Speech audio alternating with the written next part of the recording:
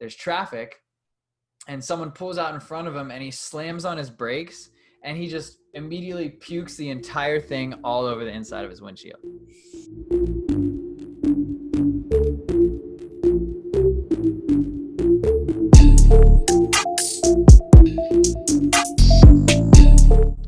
Welcome to the Casually Fit Life podcast. That's correct. Casually Fit Life podcast. We now have an official name. Welcome. Thank you for sticking with us this far. If you've made it now to episode 7, we really appreciate it. Yeah, so now that we have a name, we figured we'd switch everything up and take a completely different take on all of our 4 listeners. So today we're going to do a deep dive. So in the past, we've done 3 topics per episode. And today we're going to do 1 topic, and Ty and I are going to try and stop talking before the 3-hour mark. Yes, we're going to try to do that. We do have a cool topic, and I say that every time because we pick the topics. But I wanted to talk about what program is best for me. And I say me, and I'm talking about you. Not you, Ty, you as in everyone. And we're going to focus on weightlifting and resistance training. So if I'm somebody, we'll say theoretically never worked out before, but I want to go in and I want to get strong, build muscle, get big muscles, what program is best for that person? So we broke it down in a couple different topics from beginner, then we'll go through powerlifting, some bodybuilding, some Olympic lifting, strongman, some CrossFit stuff, because those are strength-biased sports/activities. Yeah, and that's right. They can each be just an activity, hobby, or you can take any one of them to the extreme and turn it into a sport. But okay, let's start off with this pure beginner person who has never worked out before. They just have these goals of getting stronger or bigger. They kind of go hand in hand, but they just want to go and do something. They want to unquote, they want to quote unquote lift weights, So you laid them out. You laid out most of the main options there. I'm not sure. There's probably a couple of things we may have missed, but the big ones, right? Power, ollie, bodybuilding, strongman, and then even CrossFit. It has an asterisk next to it, but we'll get to that. So I think most people, they think of, if you're not familiar with fitness at all, most people probably think of bodybuilding. That's what I would say. And maybe powerlifting, if you know a little bit about lifting weights. You might think powerlifting too. But if you're a beginner, where would you lean out of those two? Do you think either one, power or bodybuilding, or you think either one's best? So I want to start my beginner on like a combo of those two, because it's like learning the alphabet. So you can't read without knowing letters. You need letters to make words and then words to read. So for me, the powerlifting movements are fundamental plus 1 additional. So bench press, deadlift, squat, bent over row. So that bent over row could just be any pulling mechanism or mechanic. It could be an upright row or a pull up. But the reason I started with those is because they give you a language to communicate physically, and they have the biggest bang for the buck, rep for rep for rep. Yeah, I totally agree. Big movements, big ranges of motion, a lot of weights, ideally. Yeah, I totally agree. Agree with that entirely. I think you could throw in a shoulder press if you wanted to. Yeah, I was struggling a little bit on what to decide for a 4th to try and be as minimal as possible. Right. Well, no, I think you're right though, with just those 4 that you mentioned. I would say that last one, like you said, it could be a bent over row or it could be a pull up. That's fair. But if you're talking about powerlifting, it is squat, bench, deadlift. That's what it is. So yeah, I try to organize my thoughts here for a beginner, because you have upper body push and pull, lower body push and pull. This doesn't include any heart health. It doesn't include, flexibility training, but those things should kind of improve as you go through your training as a beginner. And those movements, even if those 4 movements are all that you did, but you did them, and with a good program, a good coach or whatever, you're going to see some pretty significant gains if you haven't been active before. And Yep. now you have these big movement patterns that you're becoming proficient in, and you're building muscle mass and coordination and strength through those ranges of motion. So you, like you said, I think your language alphabet analogy is kind of like pretty spot on. Then I think the bodybuilding, though,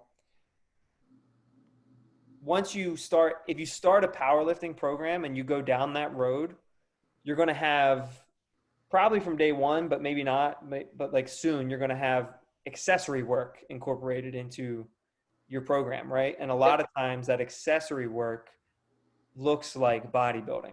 Yeah. So Louis Simmons, I like the way that he calls it the special exercises. Yeah. So it's something specific to you to fill a hole or a gap in your training. And it's different for every person. So if we're writing a strength program for someone, it's probably no matter who you are going to have squat, bench, dead, and press or pull. And Hmm. then the art is okay. Their back squat is higher than their deadlift. Okay, now we got to change some things. We got to do back exercises, or they're failing the pull up because their left bicep is giving them trouble. So now you add in, curls, single arm rows, upright rows, those kinds of things for balance. And if you're asymmetrical, you need to do less double leg, double arm moves and more single arm to even things out. Yeah. And those all look like bodybuilding movements. Mm-hmm. And, I guess I want to be fair to the bodybuilders, though, also. And I want to say, like, the way I phrase it, those are bodybuilding movements, but they're being done usually in a powerlifting context, they're being done to improve a strength imbalance, right? Yeah. But in or just like a general strength weakness. But in bodybuilding, that's not the goal. The goal is to build muscle mass. So they're To using the get same big. movements, Mm-hmm. but for a different goal. So the training itself looks different. Yeah, and I think bodybuilders are super strong. Oh, they tend to be. Yeah, Yeah. absolutely. I mean, the only fault and complaint I have with the bodybuilding program is the lack of range of motion or lack of safety. And there is a drawback for every single one of these programs. So if you are a normal human being and you just want to look fit and feel fit, like any one of these programs will work well for you. But as a beginner, I would combine the two, powerlifting and deadlifting. So, or powerlifting and bodybuilding. So I wrote Hold on. Can we call it power building? power building. Is this our new program? I like it. Nice. How do they subscribe to our program? Uh, Subscribe to the YouTube channel first. That will get you an automatic ability to listen to any of our podcasts. Yeah, and then if you want to watch them, subscribe to onlyfans.com/casuallyfitlife Yeah, for all the best content. exactly. So I wrote it for a beginner. I wrote a 4-day. I don't know if I'd call them splits because I don't like necessarily saying one day is just one joint. But you could do 2 days, 2 days twice. Yeah, So well, it's a split. It's not for maybe not for like a joint, but for like a movement Mhm. um, pattern. So I put bench press. So that is a horizontal push. It Hmm. is a heavy movement. And what I'd like to see in accompaniment with those is either a dip, which is a press in the downward direction, or an overhead press. So you're getting all three directions. You press forward, up, and down. And it's important to go through all three of those. Yeah, So this could also be like a 3-week wave where you bench press week 1, you dip week 2, you overhead press week 3. But the foundational principles of the bench press are going to carry you through those with a changing stimulus. yeah, I like that. So then deadlift, I paired it with one of my favorite and I think underrated exercises is a prone hamstring curl. So on your Okay, yep, stomach, yep. you pull up behind you. I don't like sitting and doing a hamstring curl that way. I do like standing hamstring curls though, but those are two machines that you don't see that often. And then I put jumping because it's cool to do some speed work as well. You're increasing the rate of motor recruitment instead of the number of fibers recruited. Yeah, So squats, and I paired that with a lunge and a hip abduction or spreading your legs and knees apart. That'll create some stability in the hip. It'll create symmetry. It'll prevent you from doing any shifting left to right. And then bent over row, paired that with a pull and upright row. And then I also put retraction in there for like a postural train. I like that. Um, Okay, so I see how you did this here. Like it is kind of like one day or whatever, it being just focus on that one muscle group. Yep. Yeah, I like that. Um, it's funny because sometimes I'll do it like a different way where usually I'll pick that main movement, Hmm. bench, deadlift, squat, pull up, whatever. And then I'll have those two accessory movements, and one will be building on what we did in the Hmm. main movement, and the other one will be like counter action kind of Yeah. thing. So like an opposite move So muscle. you would do bench press and then you'd pair that with like dips and pulling or Yeah, horizontal exactly, like a pull. row or something. Yeah. Hmm. Yeah, that's great. And it's super easy to come up with a split like that. And I think it's important to know that as a beginner, just stick to a routine and do a linear progression. Yes, I Strong love. lifts, yeah, strong lifts, right? They talk about uh, increasing by 5 pounds each lift each week. Yeah, I don't know what that is. Strong lifts. I've never heard of that. But is that what you said? Yeah, I could be making it up. Oh, I mean, whatever. Sounds cool to me. But no, that's what that book I'm always talking about, practical programming. That is like the foundation of it. Just Yeah, good. actually, strong lifts is a thing, and I'm pretty sure they have the same. They have the same plan. It's like literally 5 by 5 for everything. Yep, that's what it is in this book. It's just 5 by 5. It might even be twice a week, so you might squat on Monday and Friday, Yeah, but every session you're adding 5 pounds, 5 to yeah, 10 pounds, depending.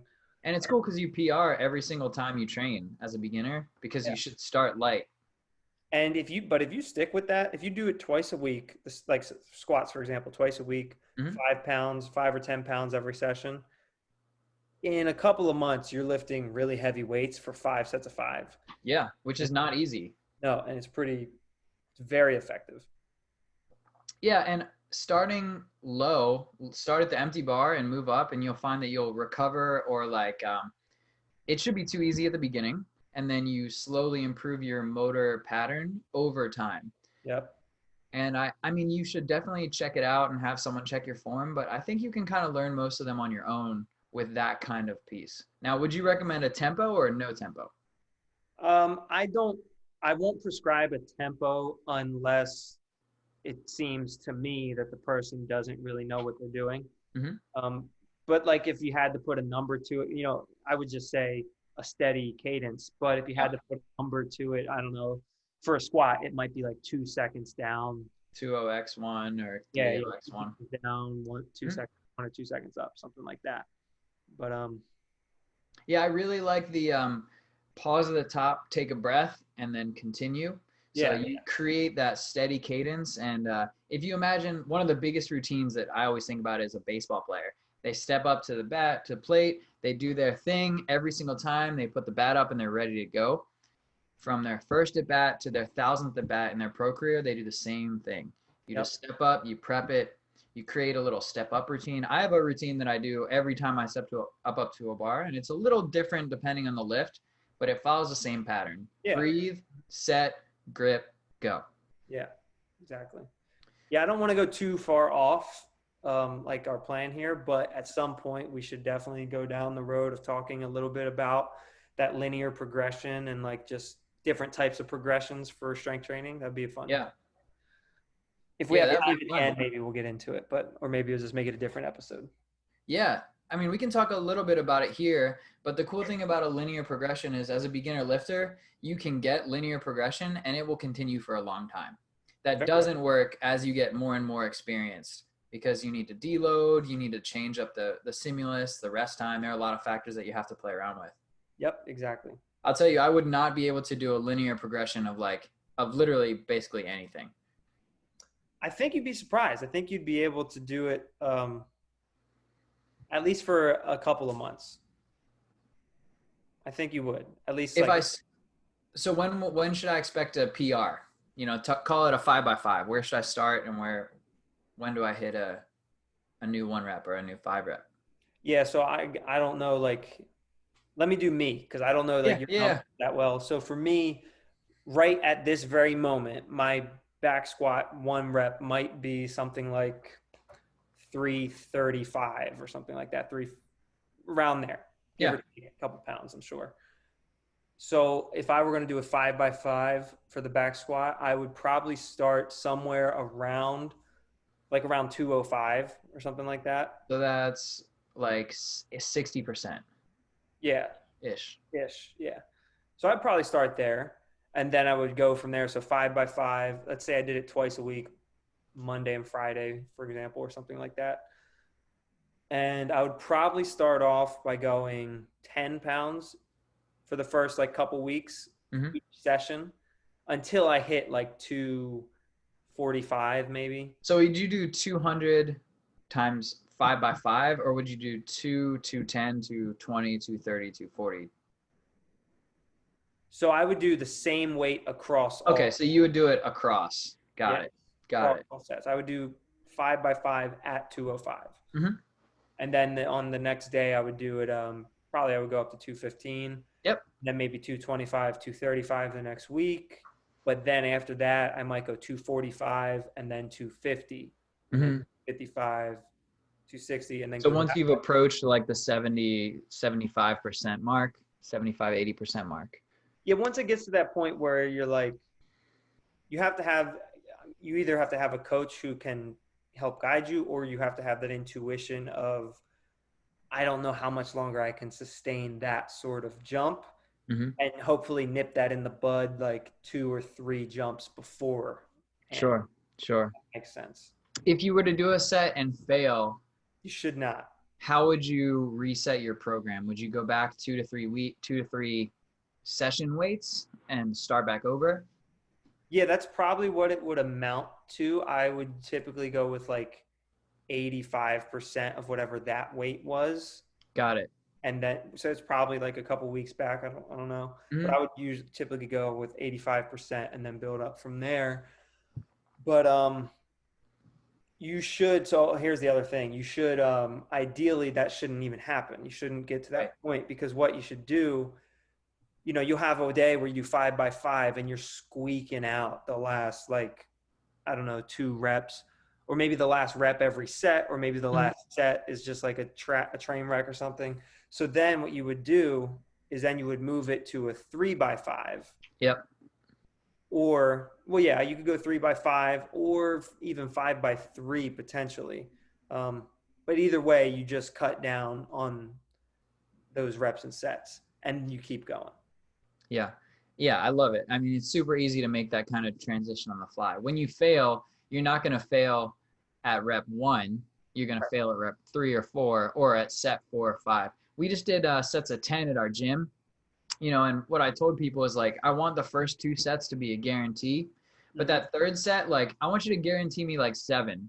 I Yeah. don't care if you get 8 or 9 or 10, but I want you to know that there needs to be a middle ground between where you succeed and where you fail. How hard is it? Yeah, it needs to Right. be challenging. Yeah. So with a beginner though, what I'd probably recommend is honestly, and this is going to sound super boring, start with the empty bar, do your workout, and then next week just go a little heavier, and then next week go a little heavier. Take your time because you're in no rush. You have 20 years of training. So take those first 6 months to build good habits, focus on form, stay light. And if it's easy, just say, cool, I did my workout. That's all I need to do for today. Yeah, I agree 100%. Now, I like to take my accessory movements. So we'll call it A1. We'll say, let's say deadlift because we were talking about squat. A1 is deadlift, 5 sets of 5 across, same weight for all 5 sets. Now, for my B1 and B2, I like to do double the reps and the weight is lighter because I'm trying to reinforce the skills that I learned. So what I would do is like, sets of 10 hamstring curls and pair that with 10 medium height box jumps with a soft land and a step down. Nice. So you can pick any one of the movements here and do them any way you want, but I like to make it so that way, like my main focus is that 5 sets of 5, and then kind of like the accessory work, I'm just kind of like reinforcing it. So I'm not trying to train as hard or as heavy. Right. No, I like it. So what you'll get with this type of program that we're talking about, this power building program, if you will, you're going to see like general strength gains and development Pretty quickly. pretty quickly and like holistically too, like your whole Yeah. body. And if you're doing, the bodybuilding portion, if you're using the unilateral sort of stuff in that portion, then you're going to get pretty symmetric gains, hopefully balancing out any sort of imbalances that you might have. And so I think this program is perfect for anyone who's just looking, who just has that like strength goal in mind, like Yep. whatever that is in their mind, but they just want to be like strong and capable. If you And look like someone who exercises. and look like someone who exercises. I think Which this is program like, is like perfect for yeah. that type of And person. that's great. Like I can get down with that. 4 days a week in the gym, you know, the workouts are under an hour. You like get in, you warm up, you get out of there. Here's the thing: if you pair this workout that we're talking, this program, and you just pair it with bike sprints and sled sprints, I Yep. love this. This is Mhm. like this is phenomenal at that point because then it's got your cardio in there. It's not your Yep. long, slow cardio, but you're going to get the heart rate up super high. You can Bike tax your sprints. lungs really hard on a bike and with a sled. Oh, I love that conditioning sort of All stuff. you need is a barbell. Even you could do it with dumbbells too. I like the idea of going through the process with barbell and then switching it over to an unstable piece like a dumbbell or a pair of dumbbells. Same. And then you just switch it back over and then you Back switch and it forth. back. Yep. Yeah, every, and I took some notes here about cycles and I talked about this in the powerlifting notes, but like in the beginning, you start out with short cycles because you keep getting better. And Mhm. then you just lengthen the time of the cycle as you get better and you make the jumps, like you said already, smaller jumps as you progress forward. Right. And then even one other thing, since we are talking about this combo here of power and body, um, you could step back from a macro perspective from and change the goal. So Yeah. if your goal, let's say your primary overall goal is strength. That's your primary goal. So you do your powerlifting cycle for 4 months and you get strong, Hmm. but then you're starting to plateau a little bit. Well, now take 2 months and just focus on bodybuilding Yep. because bigger muscles have potential to move more weight, right? Yep. So switch the focus slightly, switch the reps up, switch the sets up, switch the movements up. So that way you're just focusing on hypertrophy for 2 months or whatever. And then now that you have bigger muscles, go back and do the powerlifting program again for a couple of months and progress again and just go Mhm. back and forth. That's one way to do it as well. Honestly, any of these sports that we're talking about follow the exact same pattern. That's Yeah, it. yeah, It's pretty much. really, coaching can be tricky, but it doesn't have to be. Right. Well, Anyone, we just talked about two programs, powerlifting and bodybuilding, yep. but they're not the only two programs on our list here. So, basically we're selling this as a good one, but why would you do the other ones as well? So, Hmm. let's get into that. I think this one, like I said, is perfect for that person who just wants that general strength and Look good, feel good. look good, feel good, maybe throw in some sled sprints too because that'll be fun. But Yeah, fun. I put in my notes here that it's functional, and I would call this functional training because you're not narrowing your scope of skill, you're broadening it. yeah, yeah, you're right. I like it. So powerlifting. Now, you mentioned goals, and we talk about goals all the time, but the goal in powerlifting is get as strong as possible, period, with concerns for nothing else. Yeah, that's how I see it. Right, you're trying to You figure out how to move the most weight. you sacrifice things to lift heavier weights. Yeah. Yep. Now, we're taking it from the top down, of So let's course. just be clear. So we're taking this is not now talking about that general fitness Correct. enthusiast. Now we're talking about somebody who wants to be a dedicated power lifter. Yep. And this could mean for 3 months, like Ty was saying, in a cycle. It could be for your profession. It could be for funsies because it's fun to try and lift as much weight as possible. But now, from everyone forward, you're making sacrifices to whole health for fringe performance. Right. So who is this for? Like who is this the best program for? Let's see. Like honestly, silly as it sounds, the first thing that comes to mind is this might be the best program for anyone who absolutely hates cardio. Yes. Yes. Yep. Like for whatever reason, you just hate cardio. Everything else needs cardio except for powerlifting. Yeah. Everything. Yeah. Yeah, So exactly. so you sacrifice range of motion in this one because the shorter you move the weight, the more weight you can move. So you want to be as heavy as possible, assuming there are weight classes. So you want to stay within your weight class, but the heavier you are, the more weight you can pick up. There are no like 145-pound people deadlifting 800, 900 pounds. You're right. But let's pause. Uh-huh. Have you heard of Steffi Cohen? She's crazy. Crazy, dude. 500-pound deadlift, and she's like, I She's like met her. 130 pounds. Yeah, yeah, What? it's crazy. My mind's blown. So asterisk in the corner again. Boop, boop, boop, Yeah, boop. exactly. Um, Powerlifters use drugs. This is Most, also a fact. yeah, it is definitely true that if you use performance enhancing drugs, you will lift more. Yeah, maybe we can even just say everything we're about to go into from here on. Performance enhancing drugs are common and help.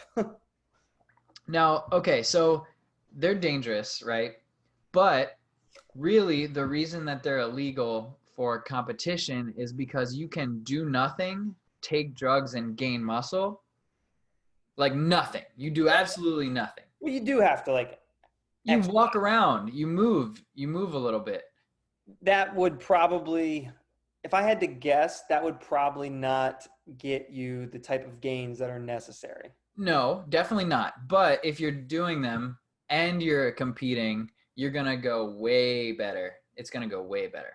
Yeah. Would somebody like me who doesn't have like, I don't have like an absurd, crazy amount of muscle mass, and I have no idea what my testosterone levels are, but I don't know, they're probably normal. Super high. I feel it from here.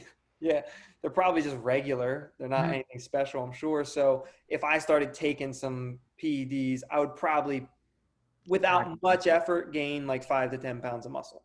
Yep. Without Just much effort. straight up, the same thing you're doing now, you just get bigger. Yes. Yeah, I should say that without doing anything additional from what I'm already doing. Yeah. So that's why they're against the rules and they're dangerous. Yeah, But they can be done Very safely too. exactly. And I don't want to let you decide, but unless you want to be like a world record breaker, probably shouldn't do it. Yeah, just chill on that. But okay, so powerlifting again. Main goal: move as much weight as you can. You don't need cardio. So if you hate cardio, that's good for you. Yep. Skizzo. Also, okay, this also is probably a good program for somebody, especially if you're trying to be competitive within it, for somebody who doesn't necessarily have a whole lot of time to learn super complicated movements. Yep. Right? Bang for buck here. Yeah. You Like pick things up. the other ones we're gonna go into, except for maybe bodybuilding, I'm not sure. But the last three that we're gonna talk about all require a lot more skill. Yep. So this doesn't require as much. Once you have the main movement patterns down, it's kind of just about adding on to it, you know? So let's talk a little bit about cycles here. So your beginner is going to thrive in a linear progression. Still, yep. Still, your intermediate is going to need longer cycles with a deload week. Mm-hmm. So I think intermediates are the first time you really need a deload. I don't think you need one as a super beginner. No, you don't. I don't think so. And you could be in that super beginner category from like 6 to 9 months, maybe longer. Yeah, maybe longer, depending on how cautiously you want to take the program. Yeah. And then after that, it gets all hard. That's the stuff that is boring to me. I don't like programming for that hyper advanced athlete because I think you PR once a year. It's super involved. Yeah. It's very involved. Or you could do the conjugate method where every week you PR every lift, but you do a different variation of that movement, which I think is super interesting. I actually love it. I did it for a little bit before. Mm-hmm. But like just the variation on it is just, it's like refreshing. You know what I mean? Yeah, you feel kind of good. Mentally, you feel really good. There's a little part of you that's like, is this working? Because like you don't know because you didn't do the same movement again. Right. But also, you know, if you're not trying to compete or be in any sort of like, I don't know, competition, then you're still going to be really strong either way. Even if you're not setting an all-time PR, you're still going to be really strong. Yeah. and you're going to have that variety and that mental freshness. So Yeah. I mean, when you do a movement the first time, you always PR yeah, because you've never done it again. that's right. Yeah. Now, Louis Simmons is the inventor of the conjugate method. Yeah. He is a very interesting person. He's probably only alive because of peds, to be honest. I don't know. Yeah, it's hard to say. I He's mean, like 60 something yeah, and he's still on them. He says he'll do them until he dies, is what he says. yeah. Um, yeah, have you seen West Side versus the World, by the way? I haven't, and I heard it was super good. Oh, it's so good. You got to see that. Yeah, West Side versus the World. Check it out, I think, listeners. yeah, I think it's on Amazon. I think. So good. Anyways, but yeah, Yeah. So yeah, he's a big believer in PEDs. now with the conjugate method, do you vary movement or do you also vary reps? You vary movement more so than reps, but they do vary reps. But it's not like they go like a lot of times there are cycles out there that'll be week 1 is like 10 reps, and then week 2 is 8 reps, and then 5 reps and 3. I don't remember them ever going above like 5 reps on a main movement. Right, right. On the accessory work, they would. Yeah. But not the main lift. So you're A1. Yeah. No, it was never more than like 5 reps.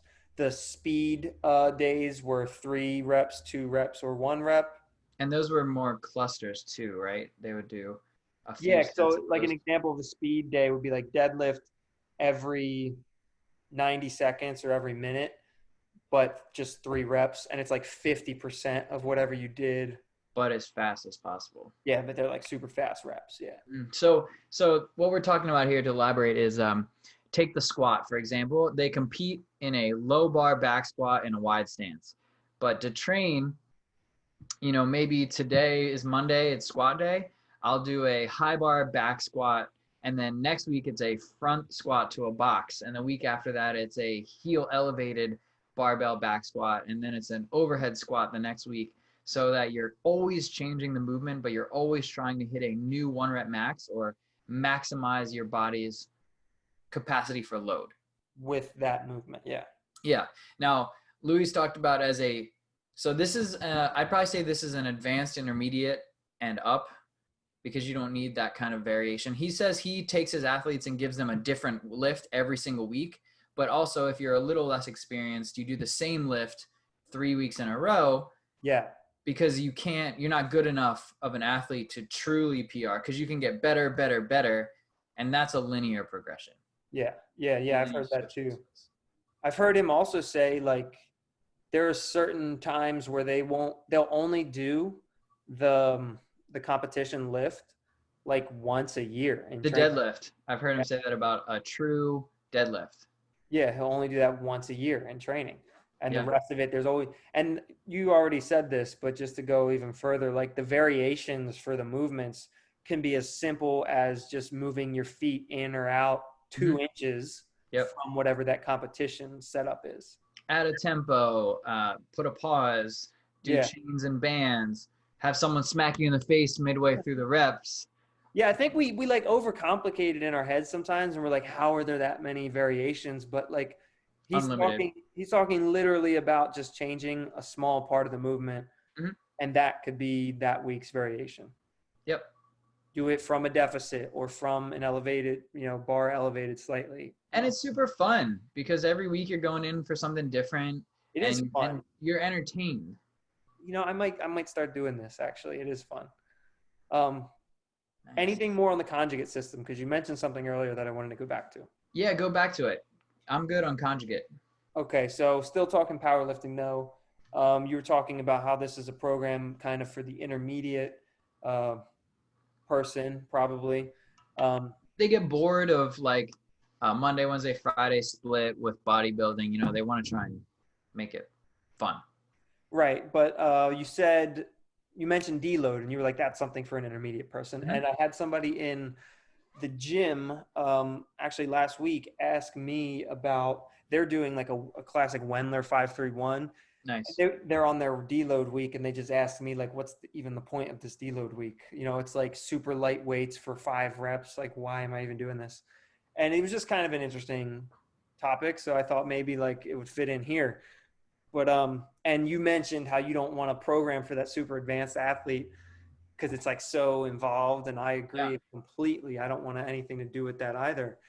But the purpose of that deload week for the intermediate or for whoever gets amplified when you're talking about an advanced athlete. Yep.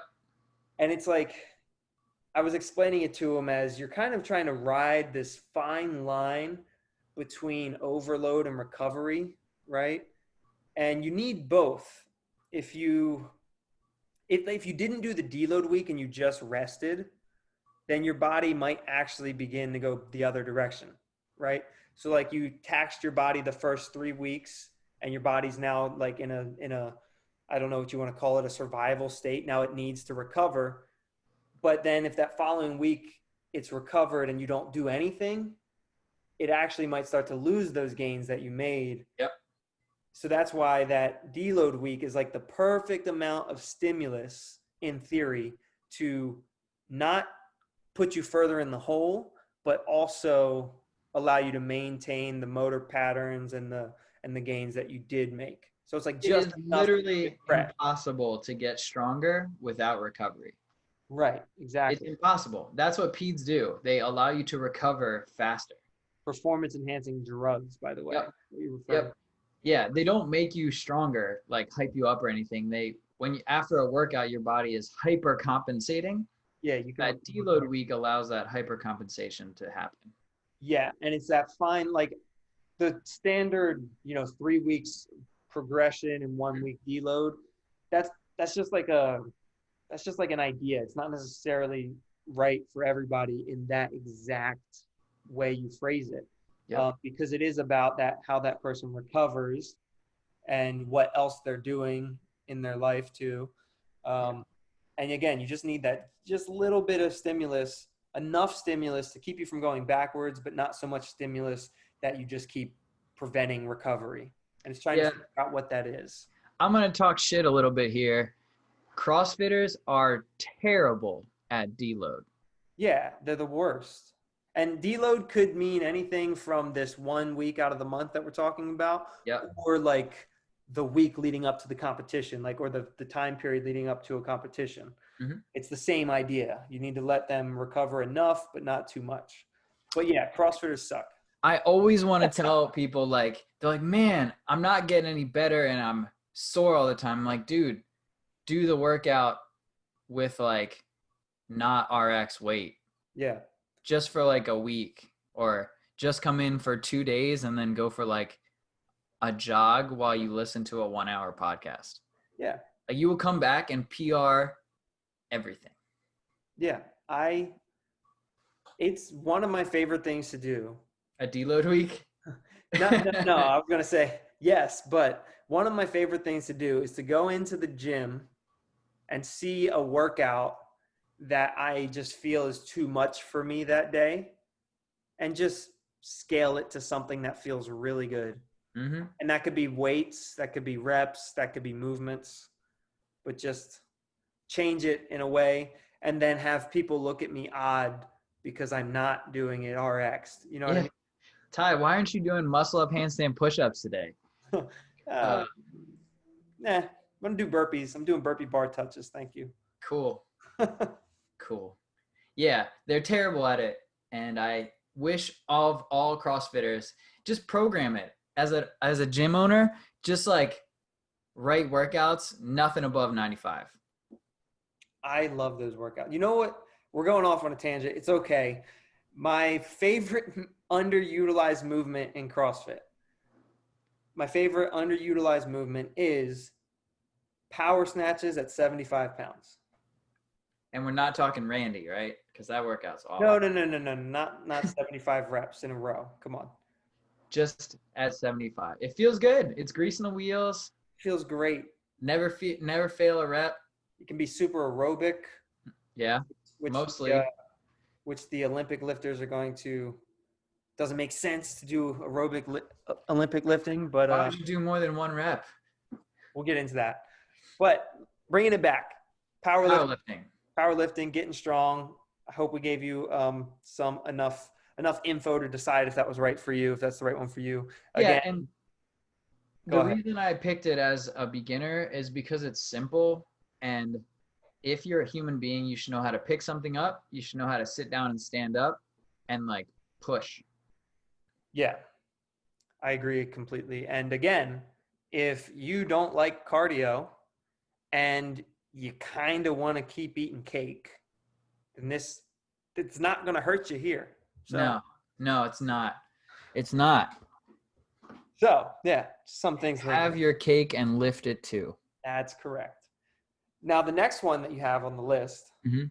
um, bodybuilding, arguably, if somebody was coming to me and they were a complete beginner to exercise, Hmm. there's nothing stopping them from succeeding in bodybuilding, really. But I would prefer they started with powerlifting just because those movements are more, like you said, functional, building that language, that movement language. And build and functional is a big movement, lots of muscles involved, and it's a useful pattern outside of the gym. Yeah, I think that's maybe the most what most people think of when they hear functional. It's useful Mm-hmm. outside of the gym, and squatting, picking stuff up off the ground, pressing stuff, Mm-hmm. all hugely useful outside of the gym. Yeah. So that's why I would prefer somebody start there. But if they wanted to start in bodybuilding, that was what they were like really drawn to, and I knew that this might be the thing that gets them to exercise now. Right, right. Then that's totally fine too, because what are we going to see in a bodybuilding program anyway? We're going to see squats, benches, and deadlifts anyways. Mm-hmm. So Shh, shh, shh. Don't tell them. right. Don't tell them. But what's the difference here? Like, I think the main difference, obvious difference, is the goal, right? Yep. Just look good. Just look better. Yep. They're typically, that means, not always, but typically that means adding a lot of muscle mass. But Yep. I think when people think of bodybuilding, they're not always thinking about pure bodybuilding. They might also be thinking of like the physique type stuff too, Yep. where you're not trying to be super big, but you are trying to get the leanness at least. That's where the cardio comes in because you have to be lean to be a successful bodybuilder and a physique competitor. Yeah, for either one. You need it both for either one. I think the difference is just, the bodybuilders, they're just ginormous. Right. They take their muscle mass to an unreal level. Yeah.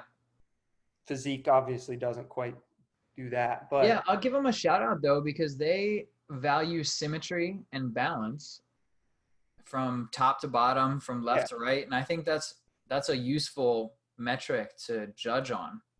Oh yeah, for sure. It's a crazy sport. But if your goal is more aesthetics, then this is going to definitely be a program, maybe the program for you. You're going to see all the similar movements that we mentioned pretty much. Yep. What's the one movement you think of when I say bodybuilding? It's funny because I think of squats. Really? Yeah. I just go right to bicep curl. Yeah, okay, yeah, that too. Yeah. Fair. Like the one thing that you don't see in Olympic lifting, you don't see in powerlifting really is just a guy doing a curl, pinkies in, sleeves off. Yeah. That's it. Yeah, you know that cutoff tank. You know that. I mean, cut off. The only reason I wear a shirt, or like the only reason wearing a shirt working out sucks, is the sleeves. So if you just cut the sleeves off, then you're fine. Yeah, then you're good. Yeah. It's the workout vest. Yes. But okay, so bodybuilding, you're going to see, again, same movements, but now you're probably going to see a lot higher reps than you typically see in a powerlifting program. Yep. Now, again, not to say that you would never mix and match within these programs, but generally. Go ahead. Yeah. So there are a few ways so hypertrophy is not understood well enough to say that there's one program that always works. Yeah. Right. So one of the crazy theories I heard is you take each joint and every day you do flexion extension, or you do all exercises in that range of motion. So your shoulder flexion, extension, internal, external rotation, abduction, adduction, right? So every day you write out a 5-day a week program and you do every joint action of every joint every day, but you change the exercise slightly. Like with bicep, you have a row and you have a curl and then you have like an upright row. Give it to me. Are you saying that you're saying work every single joint every single day? Yeah, How that sounds like takes a lot of time. it's crazy. So you do every joint, but you change the exercise. So it's conjugate combined with like a just a high rep, high volume, right? So if you think about a profession that has a strong build, like a blacksmith, that guy doesn't work out, but every day he's lifting heavy shit and pounding it every single day. But he gets paid to do that. But I know, but he gets huge because of the daily volume required allows him to get bigger. Yeah. So But I'm not picking up a second job just to get bigger. but it doesn't have to take you that long. You know, you could simplify it to, you know, you have bicep flexion, you have tricep extension, you have like a pull down for your lat, and then you have a press to do the opposite. So, I mean, just pick your push pull, squat, deadlift, and then a rotation component and a lunge. I like it. And just do like 3 or 4 sets of heavy sets. Heavy is in quotations. So that's a way to do it. But everyone else does the back and bis, chest and tris, hamstrings, quad. Well, they skip leg day because they're bodybuilders. But you see, I personally I don't enjoy doing bodybuilding workouts. Mm-hmm. I get bored. So this idea of a conjugate bodybuilding program makes it sound very interesting to me. You know? Yeah. Makes it sound like something that I could like sustain. Yeah, so I don't know. I like that. Conjugate bodybuilding. It's going to be our next book. Yeah, I feel like we're going to come out of this podcast today and I'm just going to start a conjugate program of sorts because no, I know what's going to happen because the second to last topic, I'm going to be like, that's the one I'm doing. And we'll get there in a second. Nice. Well, the cool thing, we should write a book, the Big Book of Exercises. Isn't that Arnold's book? He's like got the encyclopedia, the bodybuilding encyclopedia. Okay, so we should buy his book. But you take the movement and you just list out a million variations and you come up with a little video demo and then a little coaching demo for each movement.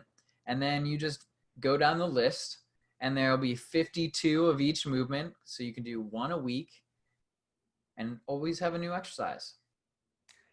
That's pretty nice. I like doing a lot of work up front to do no work later. Same. Big fan of that.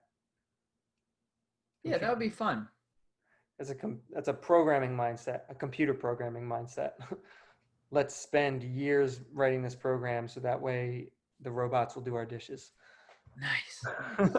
Even though it would take you less time in your lifetime to do all the dishes. Yeah, but so what? So what? It's the principle. Yeah.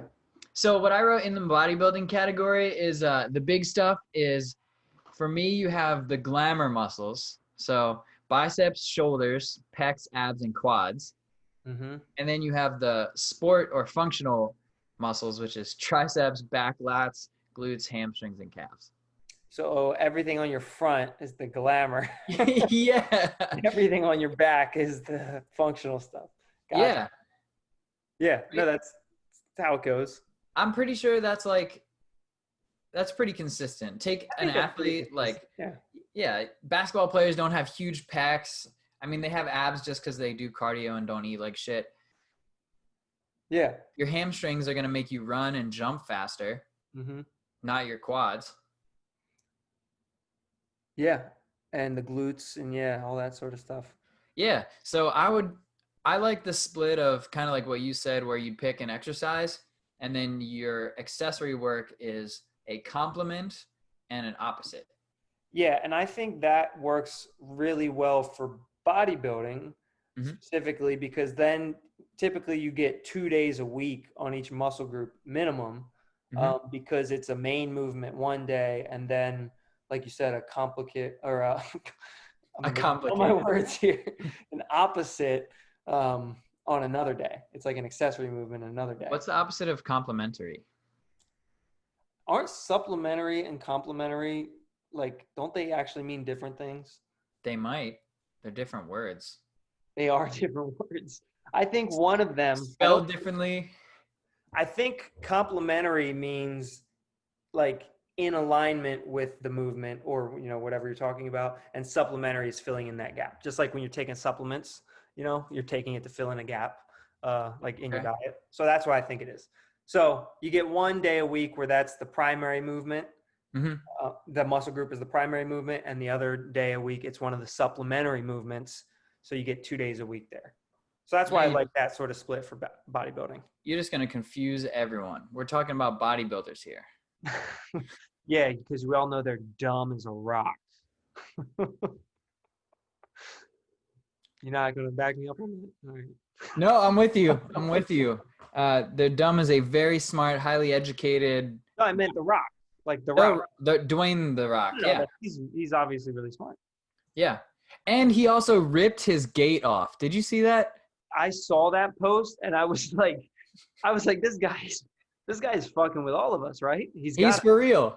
There's steel cables in this gate. And he's like, oh, I was going to be late to work and I didn't want to let down the good people on the set, the good crew members, so I just ripped the gate off. Could you imagine the security guard's like, I could have just pressed a button. Yeah, right. Just watching him. He's a bodybuilder. He's a bodybuilder. Is that not outrageous? It's super outrageous. I remember just like laughing to myself about this. Like, what? Yeah. I love him. Oh yeah, me too. He is amazing. Who doesn't love The Rock? That's a good question. I hope nobody. Yeah, I would say I hope nobody. He seems like a pretty cool dude. All right, back to bodybuilding. Exercise isn't purely enough. Calories and rest matter a lot. Yeah. Calories and rest matter a ton. What's the movie? Pumping Iron, Yep. right? Yep. And they've actually made like 2 other ones. It's called like Generation Iron and then Generation Iron 2 or something like that. And they're all in the same vein of like following these bodybuilders up to the Mr. Olympia, I believe, is the competition. And in one of them, I can't remember which one, but in one of them, I hear they were talking about how they'll even go as far as to like when they have to go to the grocery store, they'll avoid parking too far away because that's too much cardio. They're trying to maximize their recovery that much that they will only get the close parking spots at the grocery store. Interesting, right? Yeah. So that's not the craziest story that I've ever heard, though. On Tim Ferriss's podcast, I think there was this guy who would make a slurry, and it was like a dozen eggs, a couple scoops of protein powder, and just some other calorie boosters, whatever. But his mom was like, you shouldn't drink raw eggs because that's going to be bad for you. So he got into the habit of microwaving it for like 30 seconds to a minute. So microwaved eggs plus protein powder plus some water, banana, I don't know. He said he would have to like sit over the kitchen sink every day and it'd take him a half hour to drink it. And he would just like sip and sip and then he'd wait because he couldn't consume that much at once. So he'd take a sip, wait for his stomach to settle, take another sip, wait. And then one day he was running late. So he knocked it back. He got the whole thing down. He gets in his car. He's driving to his client's house and there's traffic and someone pulls out in front of him and he slams on his brakes and he just immediately pukes the entire thing all over the inside of his windshield. I knew that was coming. Yeah, so gross. That's so gross. Yeah. So that's why bodybuilding gets a bad rap sometimes, I think, because you have those extreme cases and you only really hear about the people who are at the top. Yeah, well, if you're going to be at the top, you do have to be extreme, Yep. And to me, it sounds like for him, working out is easier than eating. Yeah, well, I think that's the case for most people, honestly. But, okay, so bodybuilding, we've covered a pretty good bit of it here. And Hopefully, again, you have enough to know whether or not this is for you, but I would say this is maybe a good fit, again, if your goal is aesthetics. Yep. If you feel like you do have maybe there's a part of you that really does enjoy doing that cardio element, and that's going to be crucial here for bodybuilding as well. And maybe you also like taking the nutrition more seriously too. Again, crucial Yep. element. So I've if you seen a have, lot of wrestlers who transition from wrestling to bodybuilding because it follows a lot of the same principles. I bet they are great at it. Yeah. Yeah. Um, yeah, because they have that like wrestlers always seem to have this sort of Disordered eating. yeah, that's a good way to put it. They have really good willpower to control how they eat, Yeah, I never would have made it. or I should say how they don't eat. And I never would have made it either, because I have the opposite disorder. I might be a good power lifter. I'd probably be Yeah, I think phenomenal. you might be. You might be. I'd be phenomenal at that, actually. Um, So is yeah. this Anything else you want to throw in on bodybuilding? for me? It gets boring after a little while, same as you. Yeah. That's why I think Olympic lifting is fun. Here's the next one, Olympic How's lifting. that transition? That was an okay one. It wasn't anything special. I'll be honest. All right, I'll work on it. It was good though. I mean, it'll do. So what is Olympic lifting? Olympic lifting is the snatch and the clean and jerk. Hmm. Um, and those two movements are just taking a barbell from the ground to the overhead, and you will see it in the Olympics. This is where you'll see that's where you'll see them take place. It's in the Olympics, and yeah, Nice. Yeah. So to oversimplify the training, you deadlift, you do some squats, you do some shoulder to overhead, and then you do them in combination to do a clean and jerk and a snatch. yeah, and a big difference here with the other types of training, which is going to be a little confusing because the first one was called powerlifting. Mhm. The Olympic lifts are true power lifts because they're all about speed, and true like speed. When you look at it, you can tell it's very fast. Mhm. Whereas in powerlifting, they'll talk about speed as well, but when you look at it comparatively to an Olympic lift, it looks very slow Mhm. compared to an Olympic lift, which is very fast. Now, you're not going to lift as much weight in Olympic lifting as you will in powerlifting, but if you're trying to develop explosiveness and speed and power and all these other buzzwords, Mhm. Olympic lifting is a very good program for that. And I find it to be pretty fun. Yes. It's fun because of the complexity. Yeah, so the movements are complex for one, the movements and then the training, but the movements themselves are complex. It's a lot of skill work, right? Yep. So we talk about training a lot in the other two, powerlifting and bodybuilding, training, training, training. Olympic lifting, you're going to have to dedicate at least a portion of it, as a big portion in the beginning, to practice, not Yep. training, you know? Because the movements really are that they're super complex movements. And if you Yeah, I wrote down practice, practice, practice as my notes. perfect. There Yeah. you So I put it's a display of strength in combination with speed, in combination with coordination, in combination with mobility. And then I also wrote you need to be super focused. So I would call this an expression of athleticism. and strength and power and all that. Yeah. Yeah, I, well, that's what I would say athleticism is. It's strength, speed, coordination, and flexibility. yeah. Okay, I like it. I like that. Yeah, this is an expression. We've talked about this before on another episode, Yep. but the idea being like if you are not near your like potential strength at all, like you're super detrained, Hmm. Olympic lifts in and of themselves are not necessarily going to be the quickest or easiest or most effective way of getting you there. Mm-mm. Powerlifting is probably that answer. Yep. I would not use so if I had to exclude or take each of these categories differently, I would not use Olympic lifting to train someone in anything else other than Olympic lifting? Yeah, that's exactly perfect. And I was going to say, even though we both already said we like this one and it's maybe even our favorite one out of the three so far, it's also like one of the first ones that I cut out when I feel like I'm doing too much and Mm-hmm. I just need to maintain my level of fitness. I'm like, I don't want to cut out the powerlifting stuff because I want to keep doing that. But the Olympic lifting, well, the warm up just takes forever. And if I'm not doing it every day, then I feel like I'm going backwards basically because of the level of skill needed.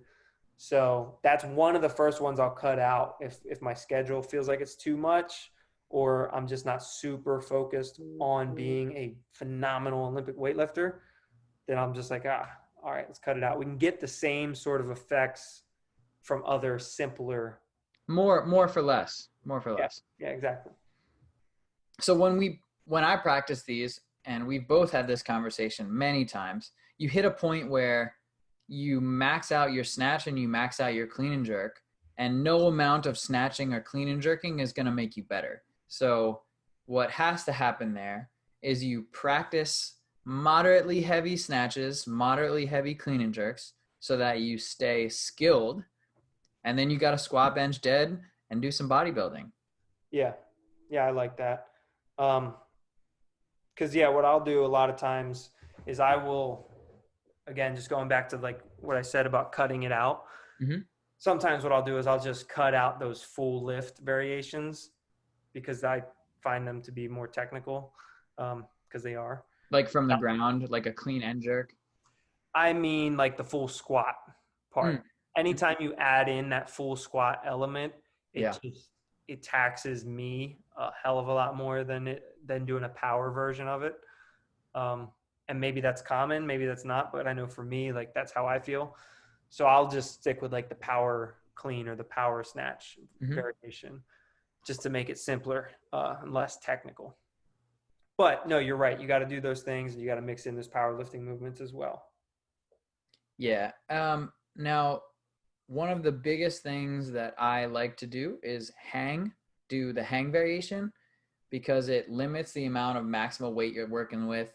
The range of motion is shorter, but you still get basically the full expression of the movement, Yeah, which I think is super fun.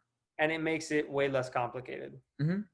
Yeah. Yeah. So I don't necessarily drop the squat, but I do hear you because it does massively, like basically double the range of motion of the exercise. Yeah, and then also just when you take into context the full training week, Mm-hmm. it just adds a whole nother like load to your CNS, you know? Yeah. Taxes that Actually, when I watch more. Olympic lifters who are actually trying to compete, they'll often catch and drop Yeah, because they're removing that the actual effort of squatting the weight up because they have enough squatting to do somewhere else. So it's not part of their program. yeah, you see it all the time when you watch them do like a set of 3, Yeah. like snatch, for example. They'll catch it in the bottom and then just drop it and then Yep. reset and do the same thing. And then on the third one, maybe they'll stand up, you know? Maybe. Exactly. So I yeah, think it's crazy when they're doing like a bunch of reps of like heavy ass front squats and then they just drop it after the last rep instead of re-racking it. That gets so annoying. yeah, I know. There's so much weight on that bar. Fucking racket. Yeah, that too. I bet you they just have some interns who strip it, lift it, fill Yeah. it back up. Oh, almost certainly. I'm not doing that. No. But yeah, Olympic lifting is a great like expression of this athleticism, the strength, speed, explosion, power, pick your word. Um, but it requires that level of practice and dedication to learning the skill, right? So if that's something that intrigues you, then it's a good pick.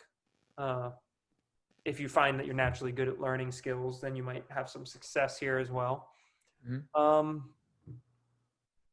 I'm trying to think like some of the other elements that we mentioned in the other programs, how that differs here. It's a big range of motion. It's the biggest, right? Yeah. And it requires a lot of flexibility and you have to be able to be stable in those positions Yep. because you're snapping a weight over your head that you're not strong enough to just press. Yeah. Right. You know, there's no way Well, I say there's no way, but there used to be the clean and press, and that was crazy. Crazy, dude. I've seen The those weights didn't videos. even change that much No, after they I got rid know. of it. The clean and press, like one of the videos I've seen, the clean and press, he's doing over 500 pounds. Oh my God. And like, I don't know exactly what the world record for clean and jerk is today. I think it's gotta be, It's under 550. I don't know. We're talking open weight class. I was just gonna say the most weight ever clean and jerked. 586.4. I was gonna say I thought it was closer to 600. That's insane. How many kilos is that? 266. Okay, that sounds right to me. Woo. Because the snatch, I believe, is 220 right now, or close to 220. Like a little, it might be. It's at least 220, but it might be higher. 484. Nope. 484 kilos is the total. This guy's scary. Who is it? Lasha. Yeah, that's the dude. He's sick right now. 220 kilos. Yeah. I love watching the slow-mo videos of those guys. It's insane. Are you seeing a picture of him right now? Yeah. So here's the thing. Lasha, you see what he looks like. Yep. He's a refrigerator, right? Like he giant. Looks like a guy, like if you saw him in street clothes, you're like, that dude needs to exercise. Yeah, for sure. But I don't know how tall he is, but I'm assuming he's like at, I don't know, 6'2" or 3. He looks like he's enormous. Mm-hmm. But that's just an assumption. But either way, he's at 220, right? With his snatch. Yeah. Which is insane. But let's not forget about Dmitry Klokov, who looks like a Greek god. Okay, he looks like a Russian god. Yeah, that's a colloquialism, okay? Okay. And he looks like chiseled like a statue or whatever. Yeah. And I've seen him do a video where he does a pause 200 kilo. So I don't know if he's in the same weight class. Maybe he is, but he definitely doesn't weigh nearly as much as that guy. Okay, can I give you some stats? Let's hear it. Lasha, not going to pronounce his last name. Yeah, don't do it. He's from Georgia. Yeah, I think right outside Atlanta. Yeah, right outside of the U.S. Anyway, he's 6'6". Okay. 372 pounds. So a giant human being. Got it. He's 27.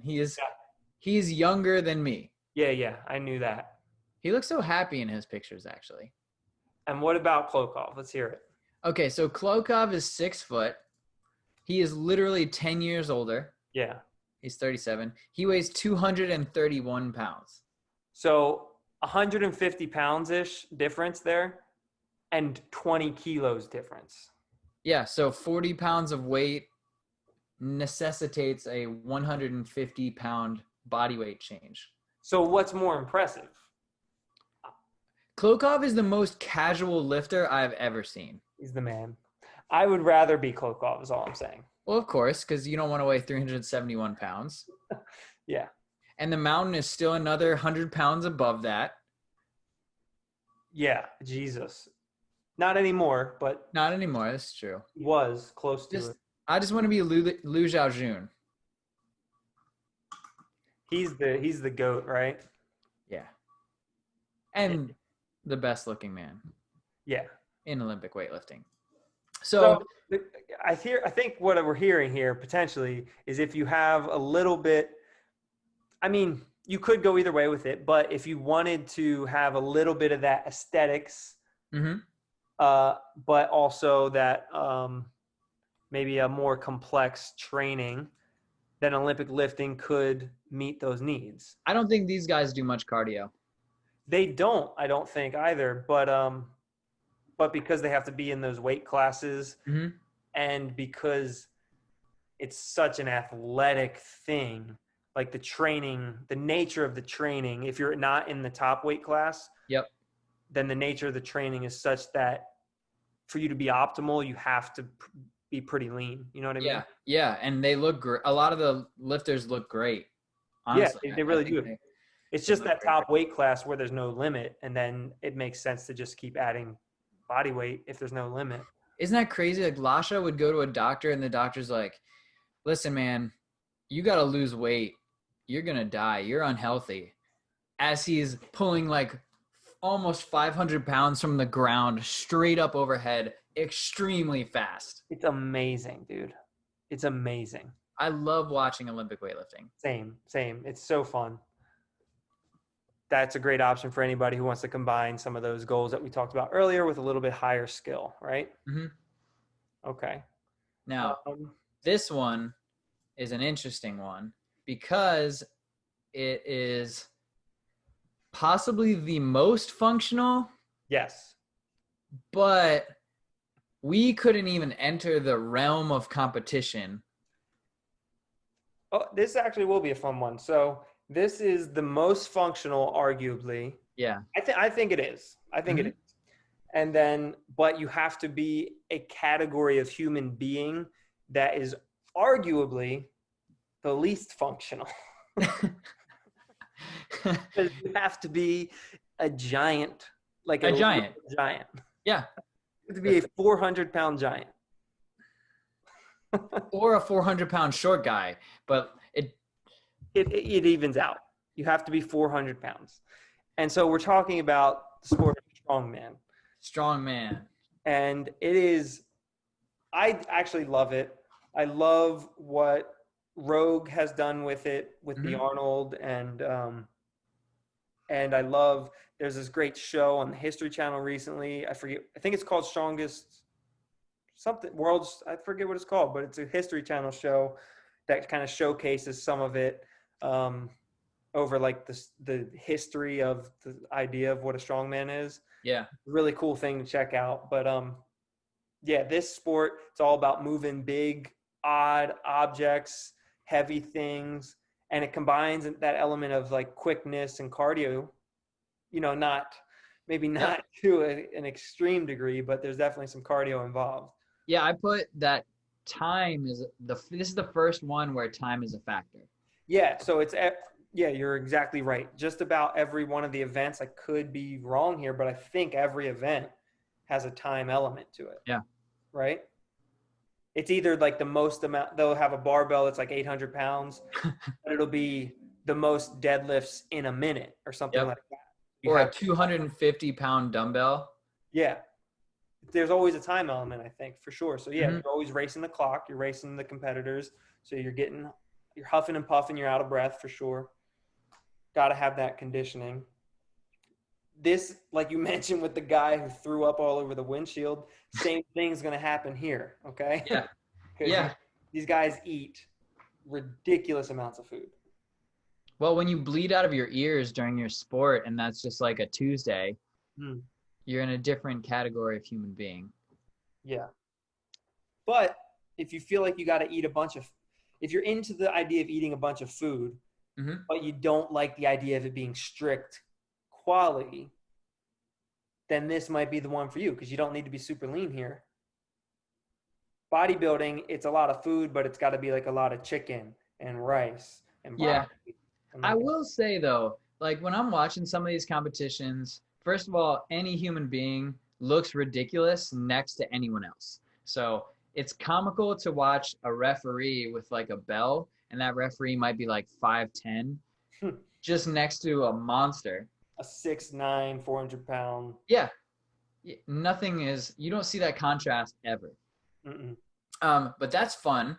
And then they wear these like regular people clothes, but they're not regular people clothes. They wear a parachute and and that covers their shoulders and chest and their bellies out. But a lot of them do have abs. Yeah, it's kind of weird, right? Yeah. But it's not, though. It makes sense because to lift the weights that they're lifting, you have to have an immense amount of muscle mass. Yeah, pure hypertrophic. They're just massive. Yeah, you have to have a ton of muscle mass. And there's also going to be PEDs involved here again. I don't think we mentioned that with Olympic lifting, but I'm sure it's rampant. So let's just throw that out there too. Call a spade a spade. Yeah, exactly. But yeah, they do. And what we see with Eddie Hall, who retired and then lost like a lot of weight, his abs now are popping more. And I think the Yep. same thing is happening with Thor, who recently lost like a pretty significant amount of weight too. Basically, he lost me. Yeah. Yeah, He lost exactly. me, and he's still over 300 pounds. Yeah, he's still over 350 pounds. So I think the time element is kind of what makes this cool, right? So it's one thing to just pick up a big ass rock, but we got to see who can pick up that rock, move it over here, and put it down the fastest. That's what makes it super fun. Yeah, and I personally like it a lot because all the ones we've talked about so far are even bodybuilding are these barbell sports, right? Mm-hmm. It's gym Yep. sports. They're gym sports. This is the first one where like you're outside of the gym, and now of course because you have to have a standardized equipment, so they do have these smooth stones and all that sort of thing, because how can you compare if it's not standardized across the world? But at its heart, it is the one where like you just go out and you find some odd rock or a couch or a refrigerator or an actual car and like pick it up. You know what I mean? Yeah, yeah. Like, Pull a tractor trailer, pick a rock up and put it on a shelf, throw a keg over a pole vault yeah, target, yeah. Throwing a the full keg. throwing I think the one I saw most recently was like either earlier this year or last year, where they had the kettlebell event where they throw it over, but they don't use kettlebells anymore. They use these sandbags. Mm-hmm. But it's like a 70 or 80-pound sandbag that they're throwing over. 20 feet. No, I think it's like 30 feet. I think it's 30 feet. So pretty much what happens is they set a standard, and then when everyone beats that standard, they just make it heavier and higher, and then people just keep meeting standards. Yeah, it's crazy. Um, but yeah, super cool, I think, just from that perspective. In theory, it would be fun to make my own strongman event for normal people. Already done. This is what's going to be fun. Wadapalooza has a competition. I don't remember what they call it, but they have this competition. It's a 1 day. So Wadapalooza, the CrossFit competition that takes place in Miami every year. It's a Mm-hmm. 3 day competition if you're in the CrossFit division, but they have this strongman division, which has, I think it has 2 weight classes, and or maybe it doesn't even have a weight class, but they incorporate CrossFit movements such as muscle ups and like handstand push ups and stuff like that. So by the nature of incorporating those movements, It you can't, equalizes for body weight. yeah, you can't be 400 pounds if there's like 9 muscle ups in the workout. You know what I mean? Although, honestly, I'm pretty sure Thor could do 9 muscle ups. I think he would break the rings. I think that would disqualify you.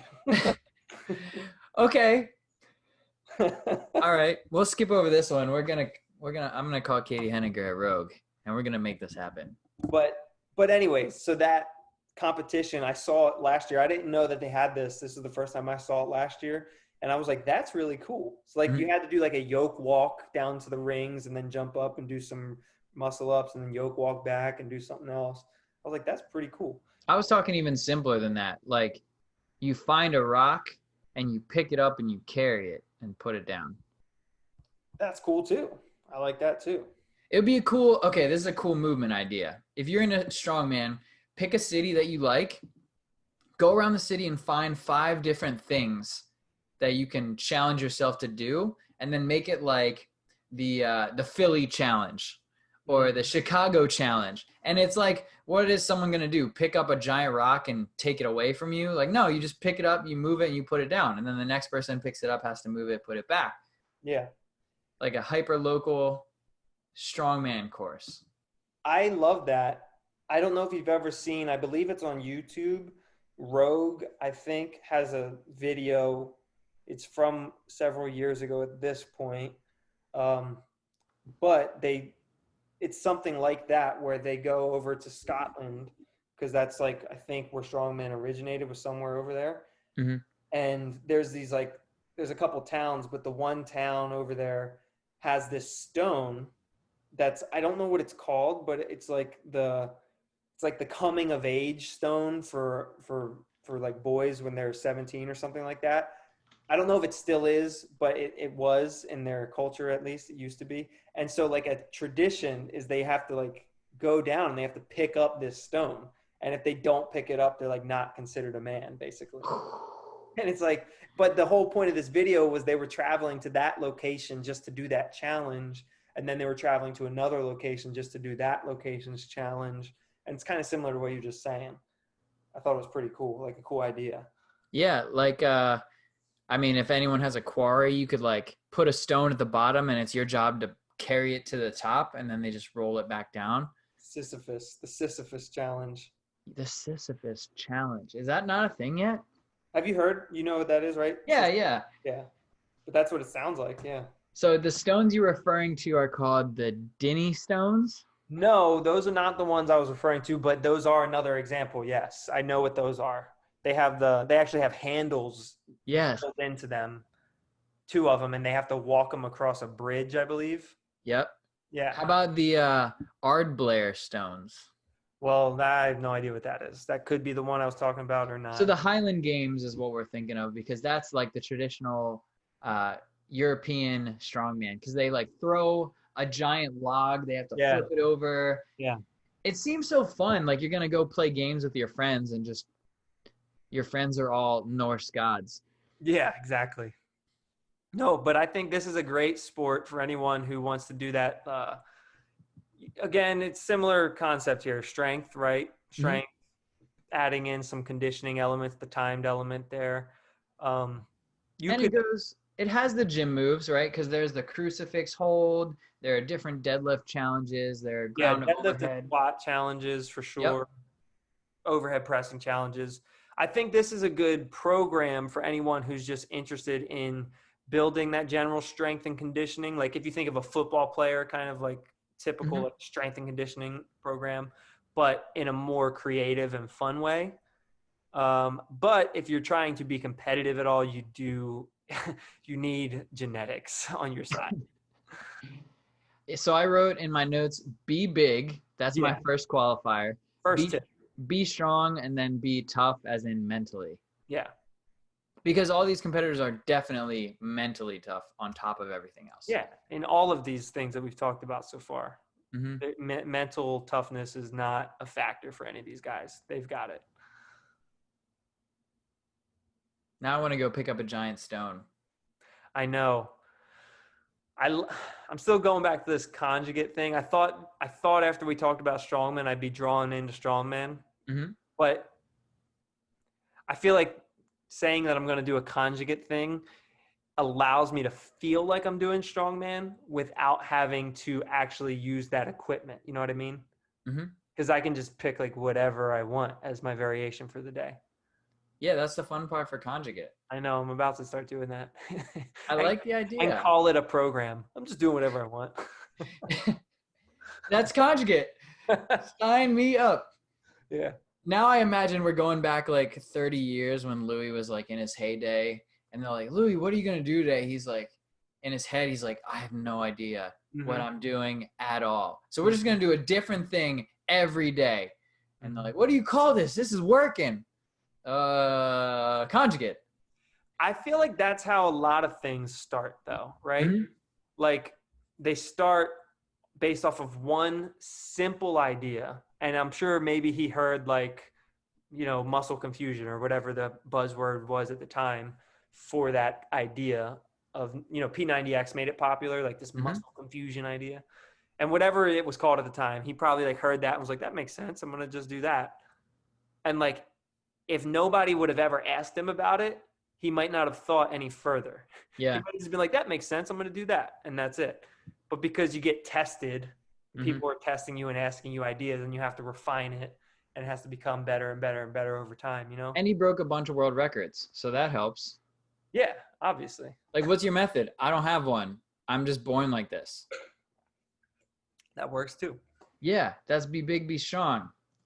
So get strong, and then I think you do have to practice the skills of strongman, and you have to know what event you're going into. Yeah, they have them. If you've ever watched like the guys actually train leading up to competitions, they know exactly. Well, maybe if they don't know the exact events. I think they do sometimes. But even if they don't, they have an idea of what it's going to be. And they know like the standard distances usually are from Yep. like one end to the other and like the heights that they're going to have to put things to. And so they'll run through the events. Like they have an event day every week usually. And it'll be like they're at a competition because they're Right. just doing the events like they're doing them timed to full event standards, and they're trying to just refine little things. Like if it's these 3 different sandbags, they're trying to refine how they pick up the sandbag each time, you know. So Please don't watch them for form and technique ideas because that's not what they're going for. They're just they're just moving stuff, and I can't imagine the career of a strongman is very long. Brian Shaw is close to 40, isn't he? I think he's younger than that. I think he's like 37. Wow, he's 38. 38. Okay. Now, in fairness to you, he's on, I would say, the decline of his career. He's been beat a couple times recently, Mm-hmm. but he still seems to be fairly healthy-ish and still doing it at the highest level. Yeah, So, yeah. I'd say I guess 38 for any high level athletics is old, and you're yeah, doing well at that point. No matter what sport you're in, yeah, you're doing a good job of maintaining your health and wellness. yeah. Yeah, not to go off track here, but LeBron being like 35 years old is really impressive. So, Yeah, yeah. similar, yeah. It's outrageously impressive, and he's still amazing. Yeah. Not just like still in the game, he's still crushing the game. They just won the championship, so He's running out of fingers. not quite. He's got a whole nother hand. It's true. It's true. But that's his one hand is full. That's pretty cool. Is he? Is he 4? I thought, is he 4 or 5? I don't know. But So our last strength sport, and I would say it is a strength bias sport, as much as everyone who does it says it's not, is CrossFit. yeah, so if you want to compete at the highest levels of the sport, you undoubtedly have to be strong. And it's not just like strong for a CrossFitter. These Mm-hmm. numbers are like Comparable. these numbers are impressive numbers for any person. So, and what we mean by that is at the CrossFit Games this year, they had to do a 1 rep max front squat, and the guy who won did 490 or 495. 490. So, okay, maybe if you're the highest level power lifter, that doesn't seem crazy to you, but talking about 500 pounds on a front squat, we can all agree that Yeah. that's pretty respectable. Yeah, that's like close to a 600-pound back squat. It's got to be Like in the if you're range there. translating it, yeah, it's got to be really close, right? And that person did it in the midst of a competition, so it's not like he had a deload and then he had time to recover and plan out what he was going to do. There was a clock. And not even just that, but also he's not a power lifter. Mm. He's a CrossFitter. Yeah, So so that is, I think when you hit 500 pounds on a squat, that's just a respectable number, period, for a person. You know, for a person, yep. for a human being, that's a respectable number. I wonder if I squatted 500 pounds at the lowest weight possible, I should probably be able to dunk, right? Yeah. Like 5'6", as light as possible to hit 500, like 170. Do you know what is his name? Mark Henry. Do you know who Mark Henry is? No. So he was in the WWE a long time ago, but he was known as like Mark Henry, the world's strongest man, because he was actually a strongman competitor and he was an Olympic lifter. He went to the Olympics for Team USA in the 90s, and he was an Olympic lifter and a strongman, and then went to the WWE, and he's known as Mark Henry, the world's strongest man. And there's a video, I can't remember if it's late 90s or early 2000s, but he's at like the NBA, like, I don't know if it's just a regular game or if it's like what do they have, like the skills contest every year where they have like the dunk contest and whatnot. Yeah. But for whatever reason, they let him go out there and he dunks at 360 pounds or something That's like so that. cool. At like 360 pounds. And he's not like super tall or anything, Hmm. but because he's so strong and powerful, Nice. he's up there no problem. It's crazy. Yeah, there's some people out there Yeah. that do some cool things. But CrossFit is time paired with strength, and here's where I put efficiency matters a lot. Yeah. Not only do you have to be strong, you have to be able to have good stamina or consistently move heavy weights against a clock faster than somebody else. Yeah. Yeah. So just to be fair with what the theme was like a strength sport. Mhm. And just to be fair, despite everything we just said, if your main goal is strength, then this is probably not the option, right? Mhm. Because Yep. you do need, like you Yeah. said, that stamina and endurance and cardio element that is by the nature of it going to bring down your maximal strength. And decreasing it or slow down your gains, period. Right. But the reason why we're sticking this in this category is because you cannot be like you have to be able to run, let's say a 5:30 mile, just Mhm. because we can all relate to what that might mean. You have to be able to do that, but just because you can do that doesn't mean you're going to get into the CrossFit Games. You have to be able to snatch 300 pounds also. Also, yeah. Also, and Yeah. that's just to like be at that level. You have to be right around there. And the two leading competitors right now both have extensive experience in Olympic weightlifting, and Tia is a medalist Yeah, at the at the Olympics. Olympics. Yeah, exactly. So she medaled at the Olympics, and she also can run a 5:30 mile, probably faster. Yeah, probably faster, but that's crazy. So yeah, it is crazy. So having that strength background can make you a good CrossFitter. But yeah, I hear you. You'll get stronger quickly because you're learning new moves. You have a nice breadth of movement variation. You're doing squats and deadlifts and snatches and presses and dumbbell stuff and lunges and pull-ups, right? You don't think that's a strength movement, but it kind of is. Yeah. So you'll get strong quickly, and then you will just as quickly plateau. Yeah. I think what I'm trying to get at here with it too is if you're coming from a strength background Mhm. and getting into CrossFit, you're going to stand a much better shot than if you're coming from, let's say, a triathlon or marathon background where you don't have any sort of strength there Mhm. and then get into CrossFit. You're going Yep. to see a better shot, I think, if you come ideally from that Olympic lifting background, but any sort of strength background. Yeah, I've seen those people get very good very fast. Yeah, if you are coming from the Olympic lifting world, you stand the best shot. Yeah, I mean the evidence is, what is it though? Something is in the pudding. The Proof. prints, The the proof. prints are in the pudding. No, the proof. Oh, the proof. That's a weird saying. It's a super weird saying. I don't understand it now that we're talking about it. The proof is in the pudding, right? Our best CrossFitters are weightlifters first, Yeah. and that's true for both sexes as well. Mm-hmm. You'd think you might be able to get away with it as a high-level gymnast, female gymnast, because you know how to move and be coached. But no, strength is the way to go. Yeah. And there, for all of these sports too, if you're competing with them, there's tested and quote unquote clean, aka taking things that don't show up positive on a test. And then there's people who actually have no limits on what they can do. Yeah. Right. Exactly. And it's fun watching both categories because one is like, yay, normal people. And the other, you're like, oh my God, what would you do if you didn't do this? Yeah. I mean, come on. You want to, I think that, The limits. yeah, we all want to see what's like, let's take the rules away and let's just see what's Hmm. possible, you know? Yeah. Because my mind is blown with records. Yeah, exactly.